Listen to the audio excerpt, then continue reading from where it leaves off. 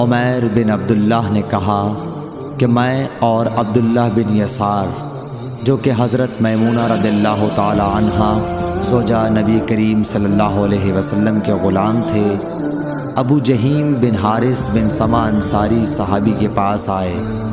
انہوں نے بیان کیا کہ نبی کریم صلی اللہ علیہ وسلم بار جمل کی طرف سے تشریف لا رہے تھے۔ راستے میں ایک شخص نے آپ کو سلام کیا، یعنی خود اسی ابو جہیم نے، لیکن آپ نے جواب نہیں دیا۔ پھر آپ دیوار کے قریب آئے اور اپنے چہرے اور ہاتھوں کا مسح کیا، پھر ان کے سلام کا جواب دیا۔ صحیح بخاری حدیث نمبر 337۔ ایک شخص عمر بن خطاب کے پاس آیا اور عرض کی کہ مجھے غسل کی حاجت ہو گئی اور پانی نہیں ملا، تو میں اب کیا کروں؟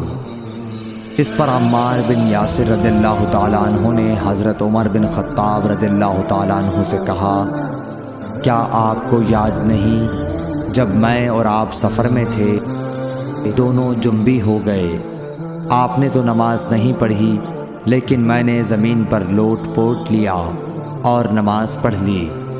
پھر میں نے نبی کریم صلی اللہ علیہ وسلم سے اس کا ذکر کیا تو آپ نے فرمایا کہ تجھے بس اتنا ہی کافی تھا، اور آپ نے اپنے دونوں ہاتھ زمین پر مارے، پھر انہیں پھونکا اور دونوں سے چہرے اور پہنچوں کا مسح کیا۔ صحیح بخاری حدیث نمبر 338۔